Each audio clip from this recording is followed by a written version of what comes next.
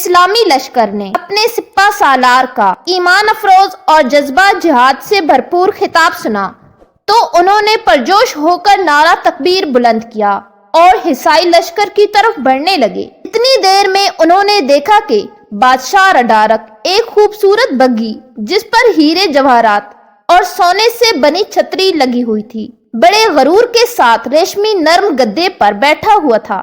طارق بن زیاد نے اپنے سپاہیوں کی طرف دیکھا کہ کہیں کوئی اس کی شان و شوکت کے روب میں تو نہیں آ گیا، مگر اسے یہ دیکھ کر خوشی ہوئی کہ سارا لشکر نفرت سے بھری نظروں سے اس کو دیکھ رہا تھا۔ اتنی دیر میں حصائی لشکر اسلامی لشکر پر حملہ آور ہو گیا۔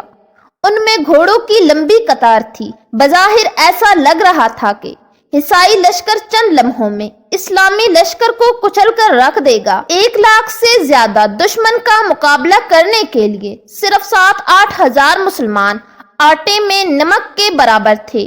حصائی لشکر کی صفیں دور دور تک بچھی ہوئی تھیں۔ اگر حساب لگایا جاتا تو دونوں لشکروں میں 1 اور 10 کا فرق تھا، یعنی 10 حصائیوں کا مقابلہ کرنے کے لیے 1 مسلمان تھا۔ جب جنگ شروع کرنے کا اعلان ہوا تو طارق بن زیاد نے ایک بار پھر اللہ تعالیٰ کے حضور سجدہ ریز ہو کر کامیابی کی دعا کی اور مدد کرنے کی درخواست کی۔ پھر سجدے سے سر اٹھا کر اس نے 3 بار نعرہ تکبیر بلند کیا۔ اسلامی لشکر بھی اللہ اکبر کہہ کر اپنے جذبے سے آگاہ کیا۔ طارق بن زیاد نے حصائی لشکر کا مقابلہ کرنے کے لیے اپنی فوج کو مزید آگے بڑھنے کا حکم دیا۔ حصائی بادشاہ رڈارک افرادی قوت اور بھاری اسلحہ رکھنے کے غرور سے مسلمانوں پر حملہ آور ہو گیا۔ دونوں طرف سے خوب جوش سے جنگ جاری تھی۔ جنگ میں دونوں طرف سے بھرپور حملے کیے جا رہے ہیں اور ان حملوں کا مقابلہ کیا جا رہا تھا۔ میدان جنگ بھی خوبصورت نظارہ پیش کر رہا تھا۔ ہوتا یوں تھا کہ جب ایک مسلمان سپاہی دشمن کے سپاہی پر تلوار زنی کرتا تو اس کے وار سے 6-7 حصائی فوجی مارے جاتے تھے۔ بظاہر دیکھنے میں حصائی فوج مسلمانوں کے مقابلے میں بہت زیادہ تھی، مگر ایسا لگ رہا تھا جیسے اللہ کریم نے اپنے سپاہیوں کے لیے فرشتے زمین پر بھیج دیے تھے جو مسلمان سپاہیوں کا مکمل ساتھ دے رہے تھے۔ شام تک میدان جنگ کا نقشہ بدل چکا تھا۔ غزوہ بدر کی طرح اس جنگ میں بھی مسلمانوں نے فرشتوں کا ساتھ ملنے سے کفار کو بری طرح شکست دے دی۔ اللہ تعالیٰ کا شیر کافر گیدڑوں کو عبرتناک شکست دے چکا تھا۔ ظالم بادشاہ رڈارک میدان جنگ سے بھاگ گیا۔ اسلامی لشکر نے بھاگتے ہوئے حصائی لشکر کا پیچھا کیا۔ کفر کے خلاف طارق بن زیاد کو ایک بڑی فتح نصیب ہو گئی تھی۔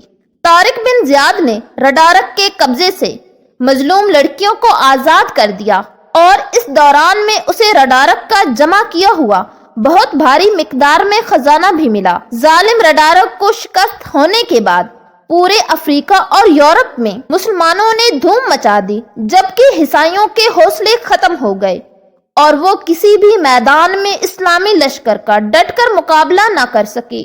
پھر وہ دن بھی آ گیا جب طارق بن زیاد کو ملنے والی بشارت حقیقت بن گئی اور پورا اسپین اندلس اہل ایمان کے قدموں تلے تھا۔ طارق بن زیاد نے اپنے جانثاروں کے ساتھ اسپین فتح کر کے نہ صرف ان 2 مظلوم لڑکیوں کو آزاد کر دیا بلکہ دیگر سینکڑوں مظلوم لڑکیوں کی دعائیں بھی اسلامی لشکر کے ساتھ تھیں۔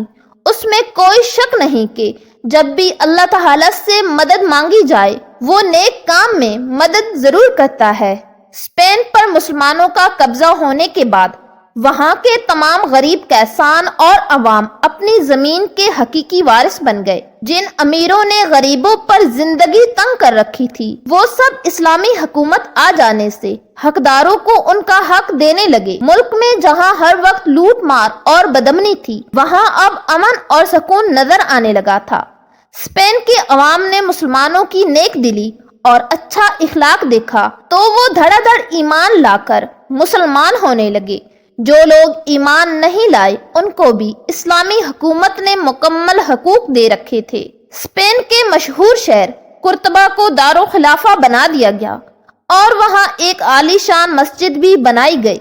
طارق بن زیاد نے پورا اسپین فتح کرنے کے بعد موسیٰ بن نصیر کو پیغام بھیجا کہ اب اسے پورا یورپ فتح کرنے کی اجازت دی جائے۔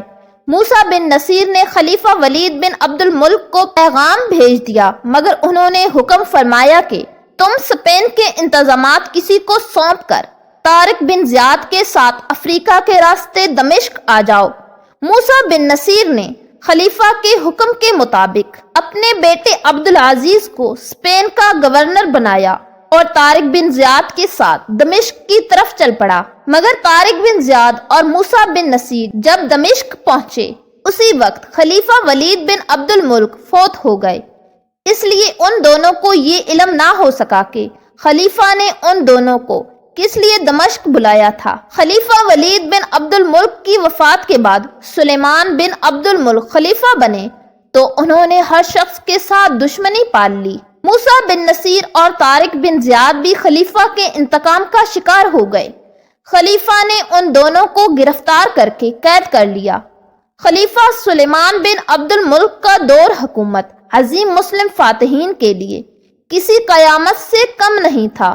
ایسے مسلم فاتحین جن کا نام تاریخ میں ہمیشہ سنہری حروف سے لکھا جاتا ہے، وہ سب اس دور میں نہایت ناروا سلوک کا شکار ہو گئے۔ گورنر خراسان، فاتح کیتبہ اور محمد بن قاسم جیسے عظیم مسلم فاتحین بھی خلیفہ سلیمان بن عبد الملک کے مجرم ٹھہرے، اور خلیفہ نے موسیٰ بن نصیر کے بیٹے کو بھی اسپین کی گورنری سے ہٹا دیا کہ کہیں وہ اپنے باپ کا بدلہ لینے نہ آ جائے۔ طارق بن زیاد کے آخری دنوں کے حوالے سے مورخین خاموش ہیں، مگر چند جگہ پر طارق بن زیاد کے انتقال کی تاریخ 11 اپریل 720 عیسوی درج ہے۔ اسپین، جس کو اندلس بھی کہا جاتا ہے، اس پر مسلمانوں نے 800 سال تک حکومت کی اور آخر نہایت افسوسناک طریقے سے انہیں وہاں سے نکلنا پڑا، مگر اسپین کے فاتح طارق بن زیاد کے کارناموں سے مسلم فاتحین کی تاریخ ہمیشہ جگمگاتی رہے گی۔